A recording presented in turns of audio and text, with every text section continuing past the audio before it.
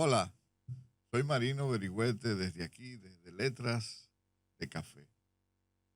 Hoy es un día no como siempre, hoy no es normal. Tenemos una figura hoy singular de la cultura dominicana, un hombre que es sociólogo, dramaturgo, cineasta y sobre todo un pensador a carta cabal, un hombre que usa el pensamiento crítico no solamente desde las aulas universitarias, sino de su propia vida. Y hoy me refiero al gran amigo y apreciado de mi parte, Carlos Castro. Bienvenido, Carlos. Gracias, Marino, por darme tantos elogios que no me merezco. Pero qué gusto tenerte aquí. Chéverísimo. Siempre muy chévere verte. Dime, ¿cómo te sientes hoy, Carlos? Yo en general me siento siempre bien como actitud. Bastante bien.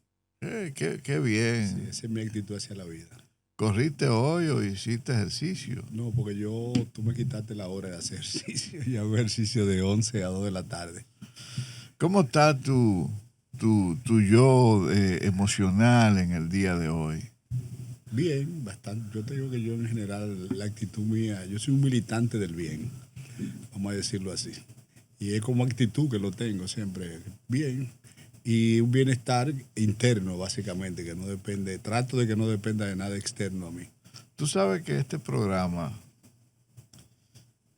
su base es conocer al escritor, porque muchas veces ven al dramaturgo, al profesor universitario, pero a veces esos espacios no nos dan tiempo para que el público lo conozca. ¿Dónde empezó tu infancia, Carlos? La infancia mía. Sí. Bueno, mira, yo soy de aquí de la capital, mi madre era enfermera, una enfermera profesional, porque trabajó en casi todos los hospitales de aquí, además fue supervisora de algunos. Y a pesar de yo pasarme la infancia aquí en Santo Domingo, eh, por lo regular yo me pasaba todos los veranos en Dajabón con mis abuelos, en una zona sumamente bella, cerquitica del Masacre. El Masacre era prácticamente el patio de la casa de mi abuela. Porque mi tío, yo soy apellido Medina, los Medina ahí fueron muy influyentes. Mi tío fue jefe de aduana allá, de la fortaleza. Y me pasaba todos los veranos en Dajabón. Entonces, casi los veranos, casi mi infancia, yo te puedo decir a ti que a pesar de los veranos, está demasiado ligada emocionalmente al campo, a Dajabón. ¿Qué recuerdos culturales recuerdas tú de esa época? Mira, la primera vez que yo vi una obra de teatro fue a mi hermano más grande, mi hermano de madre, que vivía en Dajabón y estudiaba en Loyola. Y yo lo vi haciendo el Quijote. Mi hermano era un Sancho. Entonces mi hermano era un muchacho alto, como en ese entonces ya tenía como 6 pies, y ahora tiene como 6'3". Y me recuerdo que era un burrito y los pies le llegaban al piso en la iglesia de Dajabón, la iglesia que está frente al Parque Central. Y eso como que me marcó, pero yo toda la vida he estado vinculado desde que yo leo. A mí me ponían de castigo escondiéndome los paquitos, los álbumes y las novelas de Corín Tellado, de mi hermana más grande, de Marcial Lafuente, etcétera, etcétera, etcétera. Y luego, cuando entré con los salesianos, ahí me encontré con una biblioteca enorme y dije, bueno, pusieron a un alcohólico en una bodega de ron. Y siempre tenía una compulsión por la lectura, vamos a decirlo. Pensé que con la edad se iba a bajar, pero no ha bajado. ¿Tú recuerdas el momento exacto cuando descubriste que el arte iba a ser tu camino en la vida? Mira, el vínculo mío con el arte empieza básicamente por el cine. Yo si en ese momento hubiese podido ser cineasta, hubiese sido cineasta absolutamente sin ningún problema. Yo me recuerdo que el dinero del recreo yo lo guardaba para irme a ver los matinés. Guardaba ese dinero del recreo, no lo gastaba para ir a ver los matinés los domingos, 2 películas, en la mañana temprano. No sé si tú recuerdas eso, si en Barahona eso era así mismo cuando tú eras muchacho. No solamente lo recuerdo, eso era parte de mi vida. A mí, mi madre, mi tía, mi abuela eran parte de los 2 únicos cines que había en Barahona. Y ellos me ponían traje para yo ir al cine los domingos, porque era cine-teatro. El cine-teatro. El cine Ercilia era un cine-teatro. Yo llegué ahí, no lo recuerdo muy bien, pero ahí se presentaba Libertad Lamarque, artista de cortes internacionales. Sí, los cines eran cine-teatro. Tenía un escenario que yo sí he lamentado, Carlos, eso, que tenía unas ilustraciones de Belazanetti. Y estaban ahí en el cine. No solamente que se perdieron, que un señor que compró ese cine en Barahona, había una pintura en un mural, y lo pintó porque esa pintura estaba media deteriorada. Y lo pintó. ¿Cuántas horas se habrán perdido de Belazanetti en ese sentido? Pero mira, Carlos, hoy no se trata de hablar de uno, sino de preguntarte a ti. ¿En qué te ha ayudado la sociología en tu mundo? Bueno, de alguna manera yo estudio sociología por el difunto Juan Isidro Jiménez Grullón. Él iba a la universidad a veces, ahí hablaba con un grupo. Y yo fui de un grupito que lo iba a visitar. Entre ellos iban Eury Cabral, Miguel de Mena. Cuando ya le faltaba unas piernas, que vivía ahí, creo que por la Gustavo Mejía Ricard. Y él un día, yo empecé a estudiar antropología. Y él un día me dijo como que yo veía indicadores, que yo era sociólogo. Yo no sabía lo que era un indicador en ese entonces. Entonces yo abandoné la carrera, ahí tengo el carnet que a veces lo encuentro de antropología. Me metí a estudiar sociología y yo pienso que la sociología, la cabeza mía un poco es muy, vamos a decirle, muy sociológica, porque es verdad, yo veo bastante en indicadores. O sea, a mí me gusta medir las cosas en indicadores. O sea, yo, por ejemplo, vamos a ponerte un ejemplo a ti. Yo no sé si tú has visto el espacio que yo tengo en Acento, que se llama Apuntes para un manual de sociología barata. Sí, lo Entonces, claro. Ahí, por ejemplo, yo lo que escribo son sobre cosas, entre comillas, cotidianas, ¿verdad? Sobre el parqueador, el guagüero, la chapeadora, algunas frases, y qué patrón. Y son cosas siempre como de carácter un poco sociológica, mirando lo que quiere decir eso un poquito más allá. No me haga sombra, por ejemplo, que ese es un concepto tan interesante y que resume tantas cosas, porque, como tú debes imaginarte, la persona que tiene tendencia hacia el caudillismo y medio dictatorial dentro de un grupo no le gusta el individuo es el que hace sombra.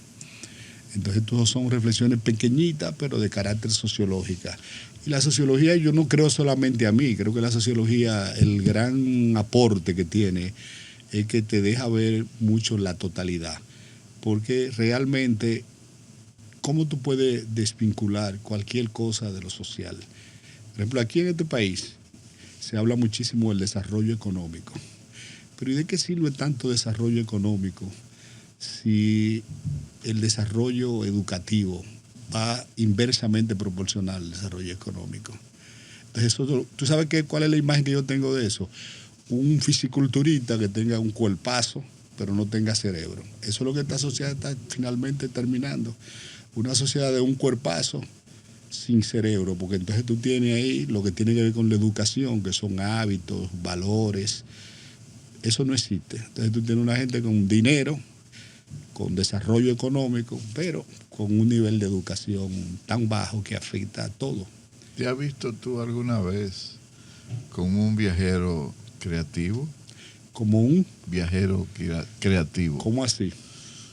Bueno, un viajero creativo es aquel que vive mirando cosas que nadie ve mientras camina y crea de eso un escenario o un espacio para que la gente lo pueda observar.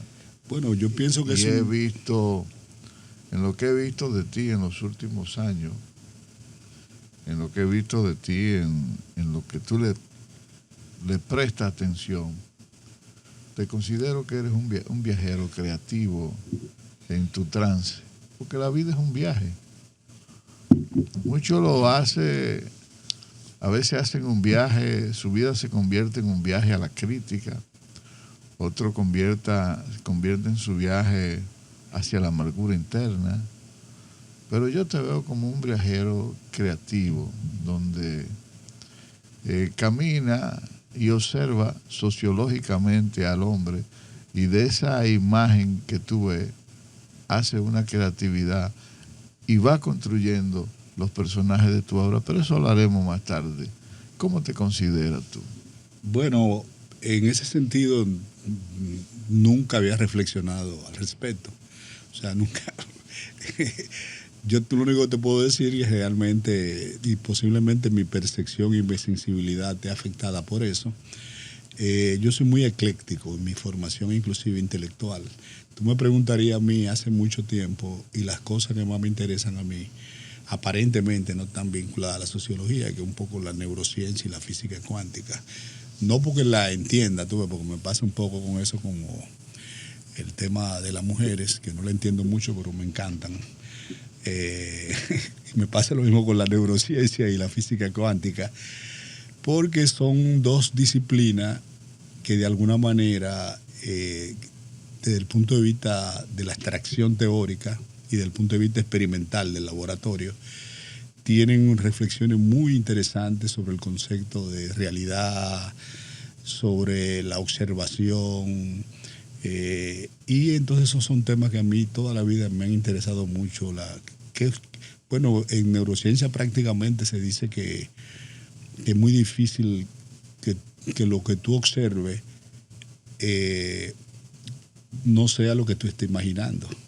Porque, por ejemplo, desde el punto de vista real, en términos de neurotransmisores, no hay nada que se active cuando tú observas, como pasa cuando tú sientes dolor o sientes placer. Y la física cuántica, ni te digo, en la física cuántica, por ejemplo, cada vez más insiste que todo lo que tú observas, tú eres el observador y al revés. O sea, por ejemplo, si tú conoces el efecto de lo que se llama la doble rendija, que tú tiras una partícula de neutrón por una rendija y mientras no la están observando, se manifiesta de dos formas. De que le ponen un observador, se manifiesta como una sola cosa. O sea, cómo el observador interviene en lo que observa. O sea, y eso para mí es una reflexión o un descubrimiento sumamente interesante. Entonces, mi vida ha sido muy afectada por varias disciplinas, verdaderamente, entre ellos la filosofía y la poesía, que son de las cosas que más me gustan. Tengo entendido que empezaste desde el teatro. ¿Qué te dio empezar en el teatro y llegar a través del lenguaje hacia los que van a ver tu obra? Mira, empecé desde la poesía. Ah, no sabía. Sí, y tengo cosas escritas. Nunca lo he visto. Y relato también. Yo tengo relato. Entonces, porque en el teatro, cuando yo inicié, muy joven, desde la escuela, pequeño, empecé como actor, básicamente. Y escribí algunas cositas que después las descubrí en mi casa, un día arreglando papeles. Obritas de teatro, por ejemplo, yo tengo obritas de teatros que son, por ejemplo, discusiones de lo que puede pasar en el baño con los elementos del baño. El papel de sanitario, discutiendo con la pasta de dientes, con el cepillo dental, con los utensilios del baño. Y tenía ahorita también en la mesa discutiendo el tenedor con el cuchillo, con la comida que ponían, cosas como un poco, si tú quieras, hasta de reflexiones infantiles muy simpáticas, tema que yo nunca lo he retomado. Y después yo entré ya profesionalmente como actor, o sea, vamos a decir en términos profesionales, porque tenía una persona que tenía formación, entré al Teatro UAS. Y en el Teatro UAS, entonces, que yo ahí de alguna manera empiezo a tener conciencia de eso, y en el Teatro UAS me di cuenta que yo no era actor. Pero no inclusive porque no actué muchísimo, sino porque siempre tenía miedo.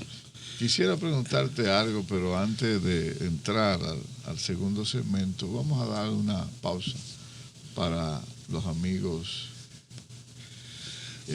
para algunos comerciales. Estamos con Carlos Castro.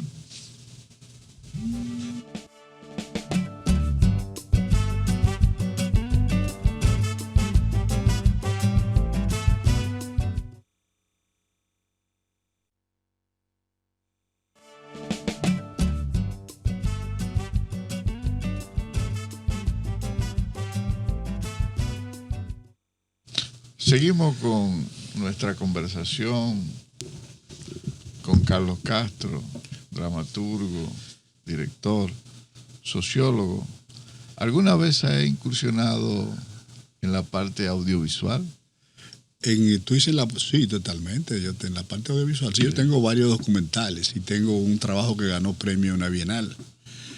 Sí, yo hice el documental de los 28 años de Casa de Teatro. He hecho documental a algunos artistas plásticos, le he hecho documentalito, una mezcla entre documental y reportaje a acento. Tenía con José Vázquez Green una sociedad que hacíamos documentales comerciales. Tengo un documental sobre los batalles con José Vázquez Green, un documental sobre el tema de la remesa. Sí, tengo varias cosas. Y un cortometraje que te digo que ganó premio en la Bienal.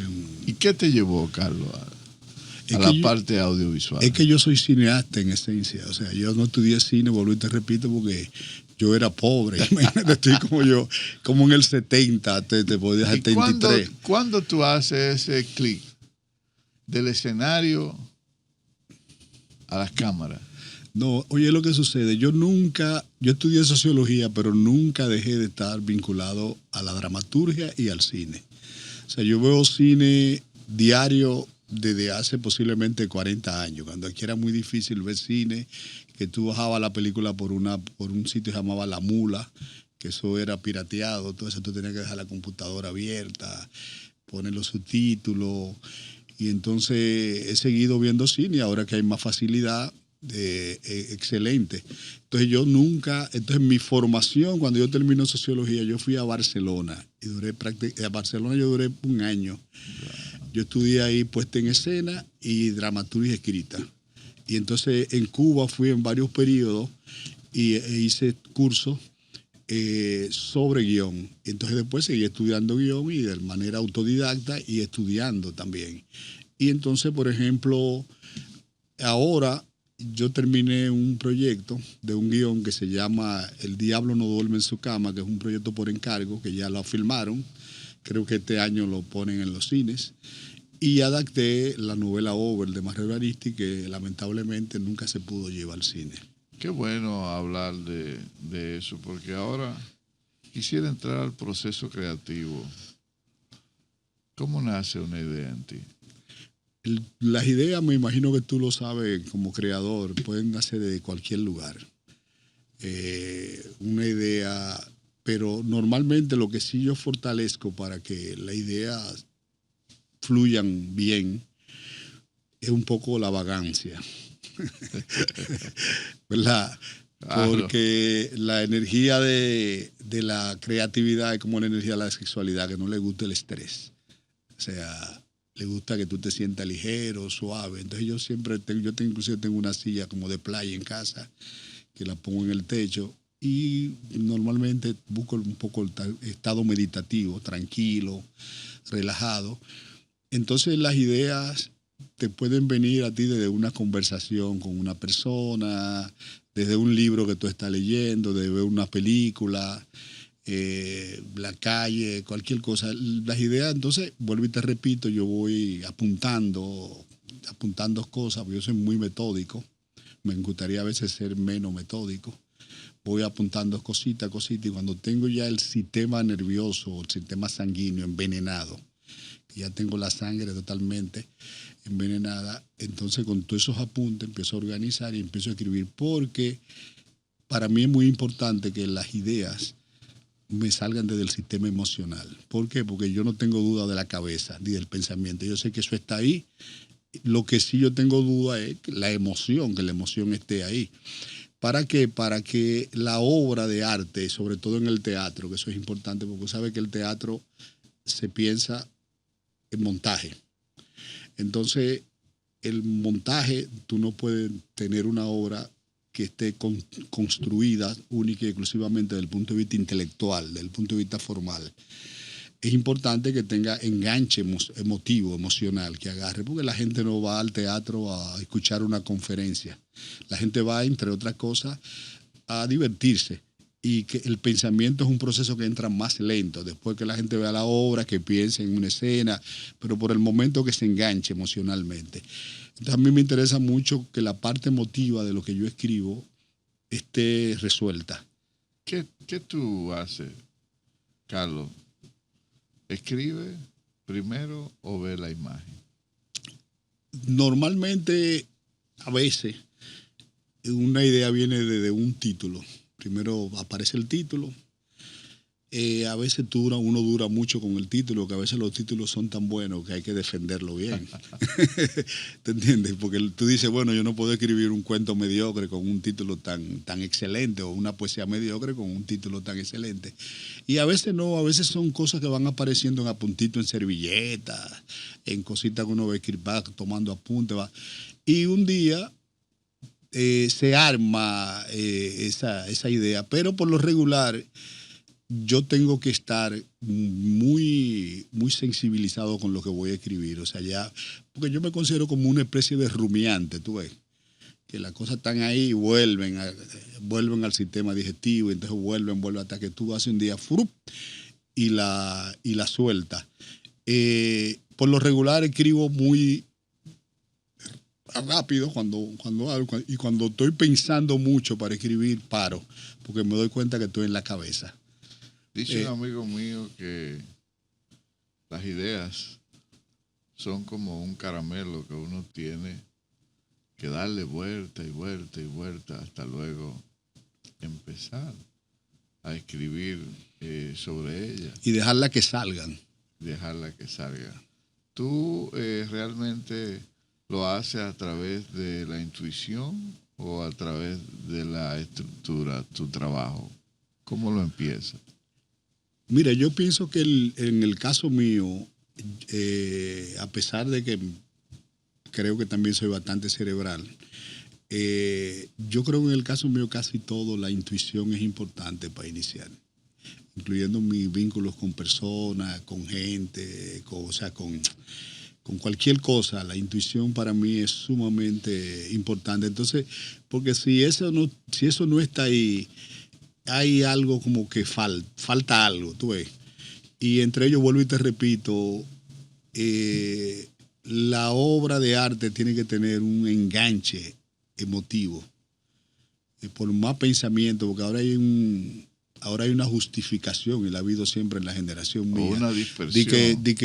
Que hay una justificación ahora de la obra pensada, la poesía pensada.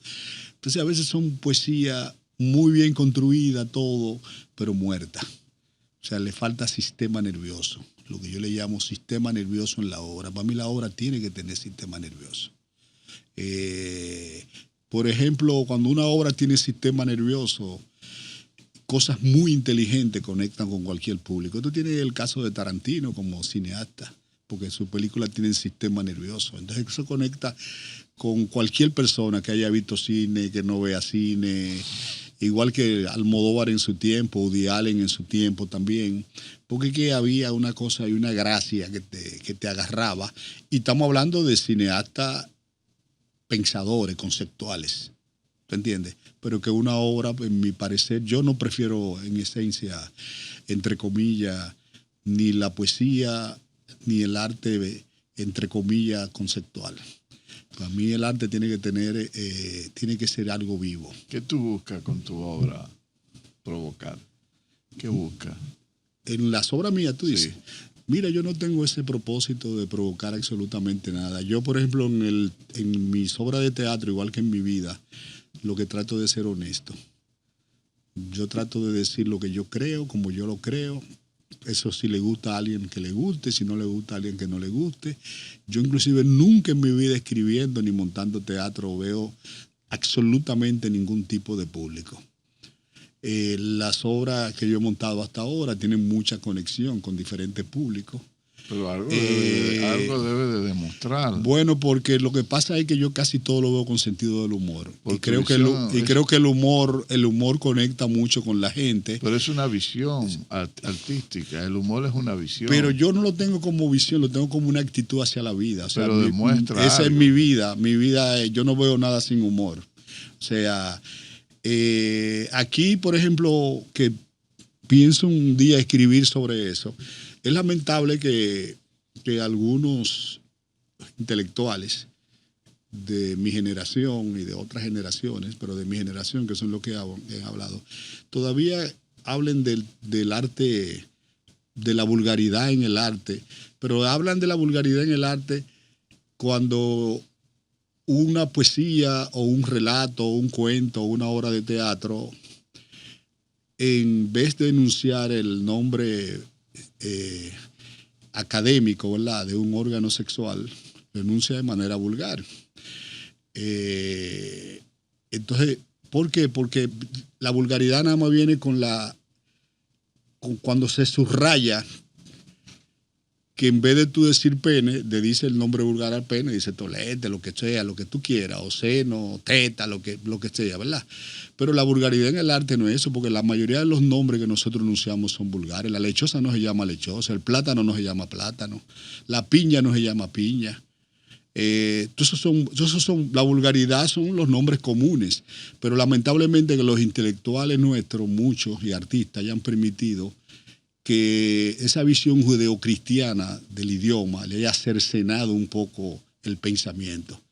Entonces crean que porque tú uses en una poesía un nombre, pongo una prostituta a hablar como tú sientes que tiene que hablar una prostituta y como tú la has oído hablando.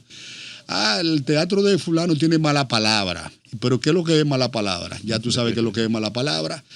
Entonces yo me quedo como tan extraño porque la vulgaridad en el arte es una cosa mal hecha, de todos los puntos de vista. Una obra de teatro o un poema mal hecho, una novela ¿verdad?, inconcebible. Pero entonces yo lo único que le diría cuando me dicen eso, no, que tal cosa es vulgar, yo le digo, bueno, está bien. Te voy a decir como decía un crítico de arte del New York Times con relación a Thelonious Monk, el pianista, que él decía, dicen que Thelonious toca muy sucio, pero ojalá muchos músicos limpios tocar tan sucio como él. Entonces, ojalá muchos escritores limpios escribir tan sucio como Bukowski. Claro. O sea, que narren como Bukowski. ¿Entiendes? Para ti, Carlos, ¿qué significa hacer arte en la República Dominicana? Una religión. Eso es una religión, que tú eres un creyente, porque tú no tienes ningún apoyo, tú no haces absolutamente. Por ejemplo, yo no monto teatro casi, sin mentirte. Yo tengo ahora mismo como 7 obras largas de teatro inéditas y como 25 obras de mediano formato inéditas. No puedo ni publicarla, ¿verdad? Porque el teatro per se no es para publicarlo. No puedo montarla porque no tengo. Pero además, yo hago teatro con pocos recursos. Pues yo hago teatro muy minimalista, realmente. El que ha visto la puesta en escena mía, teatro muy minimalista. Por muchísimas razones. Y yo no hago teatro casi. ¿Por qué no hago teatro? Porque a la edad mía, a la meta, se llega perfumado, alegre, contento y con un poco de dinero. No se llega guayado. Entonces yo he llegado ya mucho tiempo a la meta guayado, quejate. Y entonces ningún vencedor, ganador, que tú lo ves en una olimpiada, cuando le dan la medalla de oro, él llega a quejarse. Entonces nosotros, en el caso mío, y veo a todo el mundo, la gente que publica libros, pero publica libros con tu dinero, no hay discusión alrededor del libro, no, el libro no trasciende. Entonces eso es muy desalentador para un creador realmente. ¿Tú crees que el creador debe de ser un crítico? Puede que no lo sea, porque tú sabes que detrás de cualquier creador lo que hay es un ser humano. Y tú puedes tener seres humanos que no tengan la naturaleza de ser crítico ni analista. Y no per se tiene que ser un crítico. El creador posiblemente su crítica está en su obra per se, en la reflexión de su obra, porque uno lee la poesía tuya y ahí uno encuentra, o la poesía de la generación de César, de Plinio, de todo, y ahí tú encuentras reflexiones críticas, ¿te entiendes? O la narrativa de cualquiera de ellos.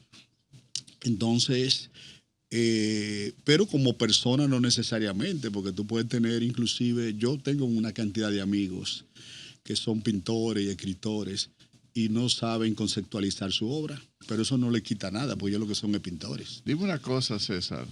O Carlos Castro. Carlos, estaba pensando en el amigo. El amigo César Zapata. El amigo César Zapata, gran amigo de ambos. El arte es político, aunque no quiera hacerlo, pero esa respuesta me la va a decir después de esta segunda pausa. Continuamos.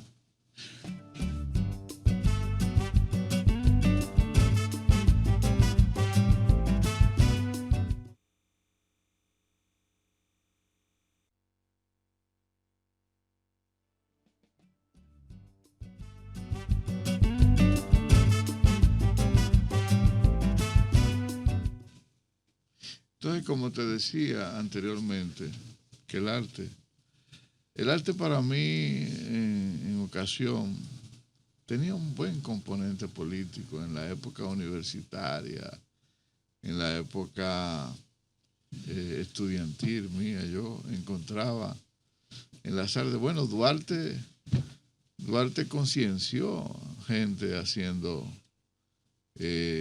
dramatización y había una época en eso. Por eso te pregunto si no hay un componente político en la creación de una obra, aunque no lo ve. Sí, bueno, por el componente político es muy difícil separarlo de cualquier acto de la vida. ¿Entiendes? No sé, ¿a qué tú le llamas componente político? Mira, yo siempre he dicho que el arte debe de tener un reflejo de la sociedad que el artista está viviendo.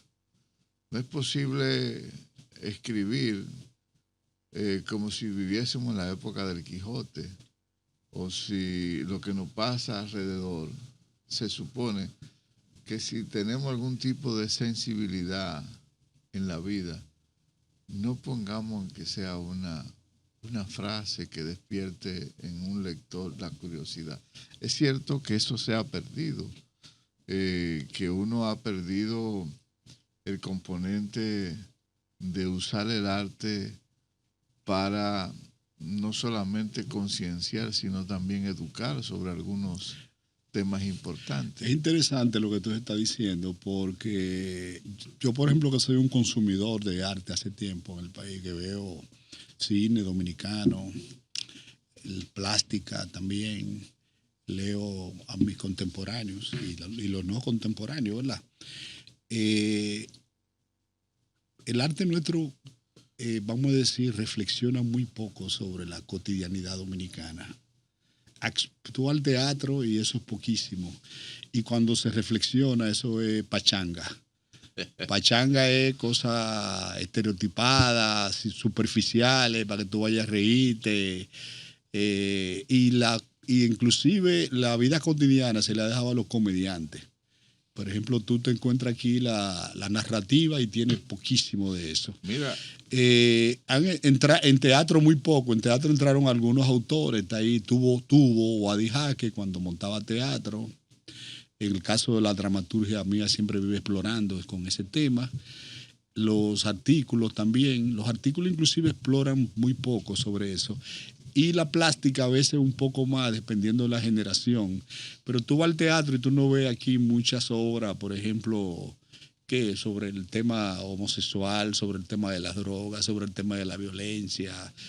No hay prácticamente mucha reflexión porque ha sucedido algo, sobre todo en las generaciones anteriores a la nuestra, y es la formación intelectual.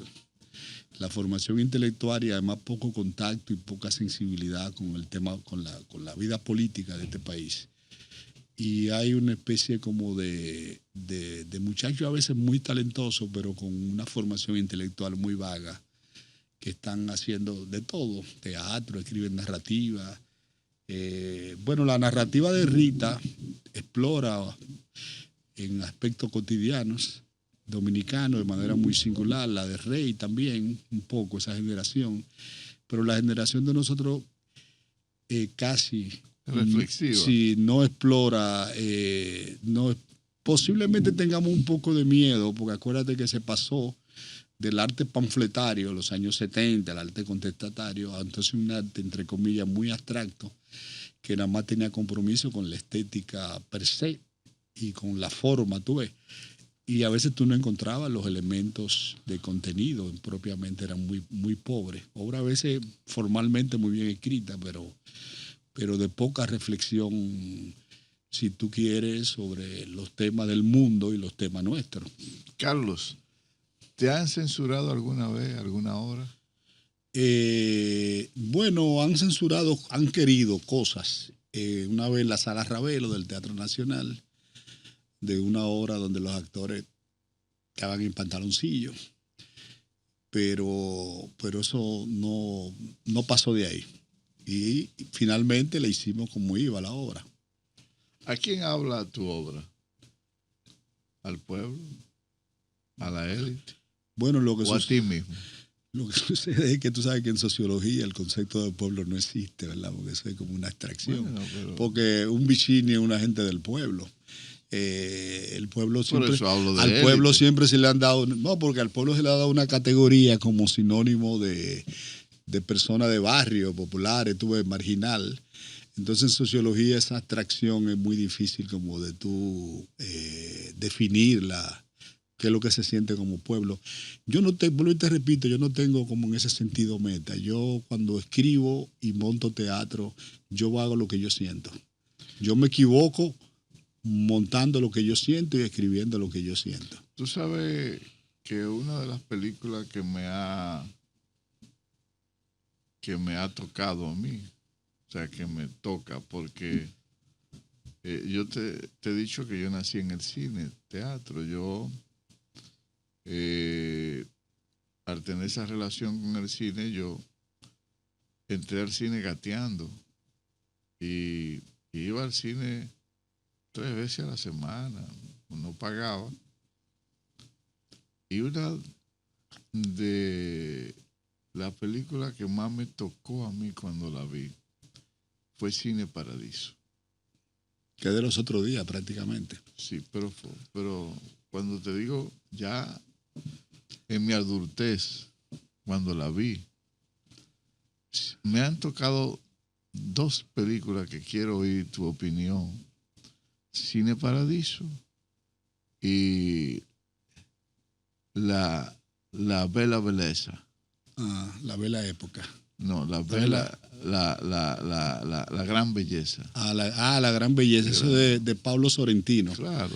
El director de cine italiano. Creo que las 2. No, esa no es la otra, no de Pablo Sorrentino, esa es de Benigni, creo que es Benigni, sí, que es un actor que en Italia se conoce mucho como actor porque él tiene una película que se llama El Piccolo Diablo, que es una comedia. Él es un comediante. Pero hace crítica. Sí, es un comediante muy, muy crítico. El Piccolo Diablo es una crítica a la religión católica. Y el Cine Paradiso también. Cinema Paradiso, sí. Bueno, un homenaje al cine también. Es un homenaje, pero hay una crítica también. Es una película muy bonita, pero es un cine anecdótico. Entonces, las películas anecdóticas envejecen muy rápido, porque se fundamentan en una historia que te la cuentan, entonces de que tú la ves, ya tú sabes lo que va a suceder, lo que va a pasar, o sea que no es, vamos a decir, un cine como el cine tal vez de David Lean, de Tarkovsky, que es una película que tú siempre la ves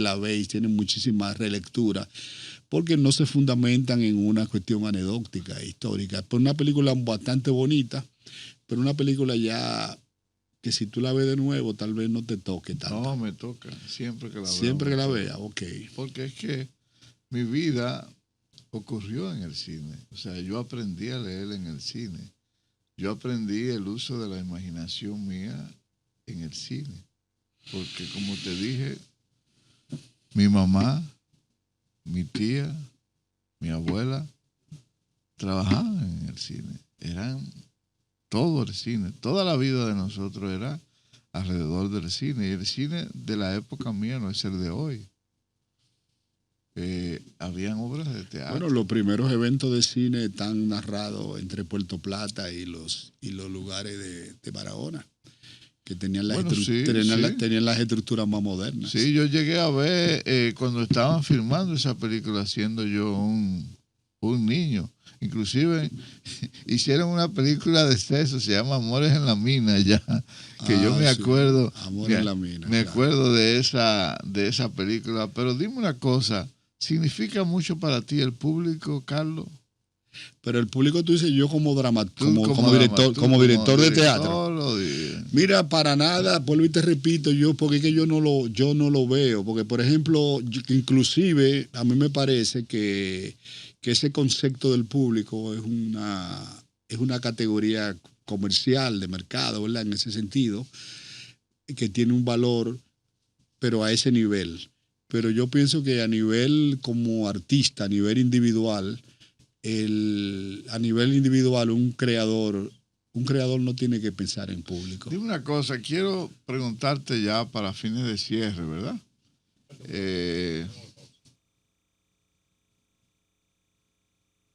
Dime un libro que te haya tocado. Son muchos. Pero uno. Un libro. Bueno, mira, uno de los primeros libros que a mí me tocó, que además leí la versión original en la biblioteca de ITESA, fue Los Miserables de Víctor Hugo. Una película. Que tiene película. Sí. Rashomon de Kurosawa. Un miedo. Miedo, la vida. Un sueño. ¿Eh? Un sueño. Yo casi no tengo sueño. Digo, sueño de que yo tengas. No, yo casi no tengo sueño. Yo realmente la única cosa que deseo es seguir estando bien. A mí lo que me interesa es el bienestar. Una palabra que te identifique, Carlos. Una palabra que me identifique. Sí. La bondad. ¿En qué tú trabajas ahora mismo? No la bondad que me identifica a mí, sino que me gusta con el otro. Sí. ¿En qué tú estás trabajando ahora? Yo normalmente siempre estoy escribiendo para mí y por encargo. Tanto teatro como cosas de cine. Y a veces hago cositas ahí para unos muchachos urbanos. Cada creativo tiene alguna tarea pendiente. Algunos le llaman sueño, otros le llaman cosas que hacer. ¿Qué te hace falta por hacer todavía? Nada. ¿Seguro? Sí, a mí lo único que me hace falta en esta vida no me lo puede dar absolutamente nada, que es estar bien. ¿No tienes ninguna obra pendiente? Bueno, hay por cosas, pero si no se hacen, no son cosas que me van a hacer sentir mal ni bien. Si la hago, no me voy a sentir mejor que como estoy, ni peor que como estoy. En este mundo creativo, Carlos, ¿has sentido alguna vez invisibilidad en el arte? ¿Cómo así? Si te sientes en un momento determinado que varias puertas se cierran, queriendo hacer algo, y te sientes que la gente no le importa, no lo que tú hagas, sino el arte propio. Un poco, hace muchos años, un poco tuve eso, pero ya yo no tengo marino eso realmente. Ya, por ejemplo, a mí, te lo voy a decir con toda honestidad, el hecho ya de yo saber que yo me voy a morir, eso me ha dado mucha paz. ¿Has tenido duda alguna vez de lo que haces? Siempre tengo dudas. Yo nunca tengo conformidad con lo que hago, en absoluto. ¿Ha tenido cansancio creativo? No, cansancio creativo no tengo, un cansancio existencial. ¿Cómo tú manejas la relación con los autores cuando está produciendo una obra? Con los autores, ¿cómo así? Con los actores, tú dices. Sí, sí. Mira, anteriormente, uno muy joven, la situación era más. Yo tuve un grupo de teatro aquí que se llamó Jaqueca, el Teatro Experimental Jaqueca. Trabajé con ese grupo y con un equipo creativo. Pero ya, por ejemplo, yo no tengo ya, no hay ningún. No hay ningún. No, porque yo, por ejemplo, para mí la dificultad es en los procesos de trabajo una virtud. Y se lo aclaro siempre, le digo, miren, en estos procesos va a haber dificultad. Normalmente en los equipos de trabajo tú tienes a veces algo, que ya eso yo lo dejo que si los actores, las actrices lo hagan, y es que se mezclan las cosas profesionales con cosas personales. Pero mira. Pero yo eso por ejemplo nunca lo hago, porque yo voy a trabajar honestamente, cuando voy a trabajar con disciplina, con claridad. Al actor que tengo que corregir, lo corrijo como tengo que corregirlo.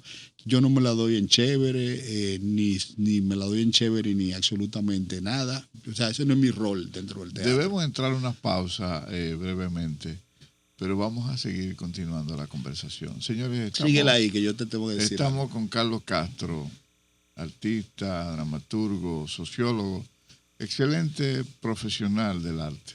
Seguimos.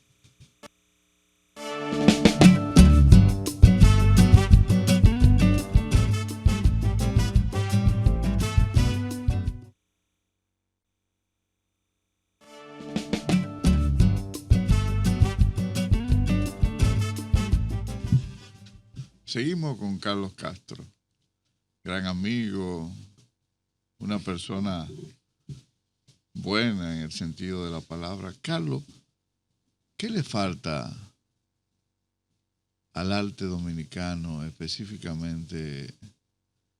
Uno va a Buenos Aires y hay muchas ofertas de obras de teatro, mucha puesta en escena. Se va uno a Madrid y hay pequeños teatros que tienen obras también.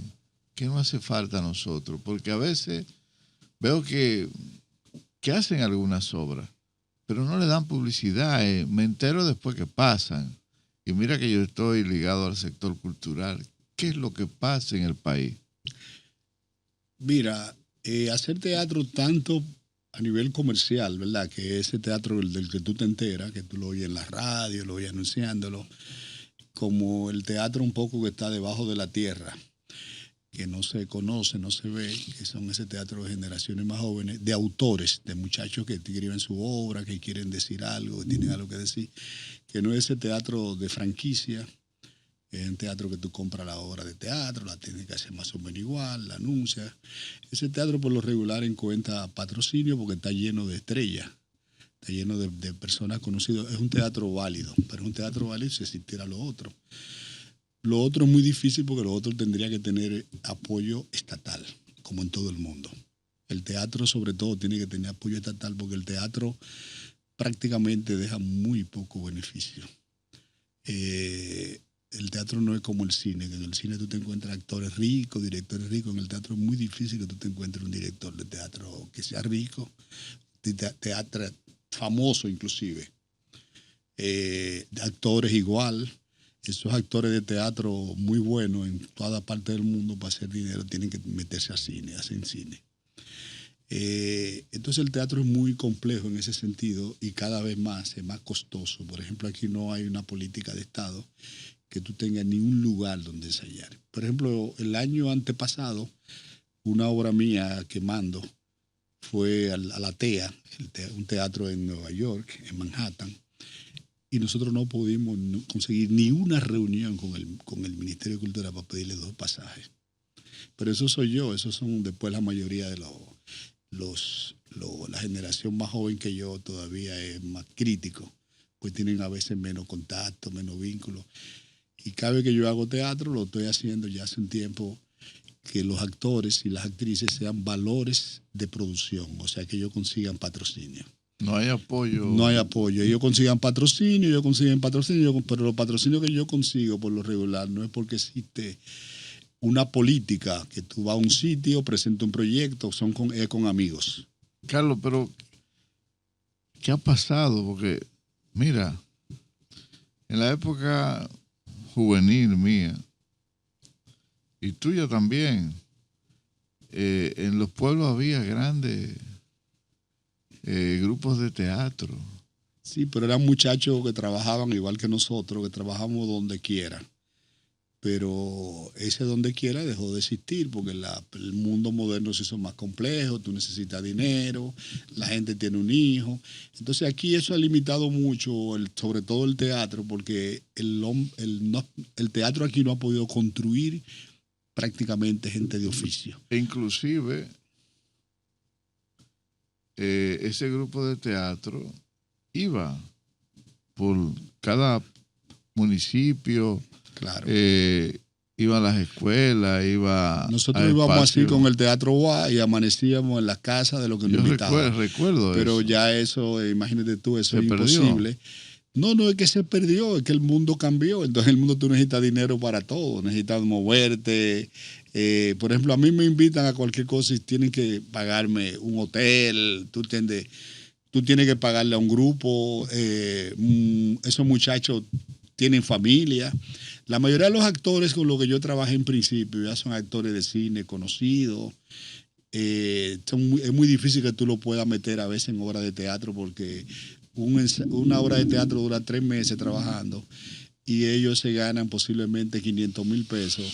Lo que se ganan en una producción de una pelea como actor, en 3 semanas se ganan 1,000,000 de pesos. ¿Tú entiendes? Entonces, déjame, este pequeño aquí. Claro. Entonces, la ley de mecenazgo, por ejemplo, que era la cosa fundamental para lanzar las artes escénicas, todas, arte plástica cubre, las editoras independientes, y además poquísimo dinero, porque eso es el 2.5% del impuesto sobre la renta, lo que pagara un empresario, y está aprobada la ley, se conocen los reglamentos, pero eso no funciona. Y no funciona, ¿tú sabes por qué no funciona la ley de mecenazgo? Que eso lanzaría el teatro, lanzaría todo, porque no ha encontrado protagonista ligado a la burguesía que le interese ese proyecto como encontró el cine. La verdad que tenerte es hablar mucho, no nos falta tiempo para hablar, Carlos. Y de verdad, Carlos, quiero darte las gracias por estar aquí. Gracias por esta conversación que hemos tenido con el público. Una conversación sin máscara, sin bruma. Gracias por pensar. Gracias por crear en este tiempo de ruido. Y gracias por resistir tanto tiempo en el arte. Señores, hoy tuvimos en Letras de Café al cineasta Carlos Castro. Nos vemos en el próximo programa. Hasta luego. Y no se olviden de algo. No se olviden de leer, que la vida es muy corta.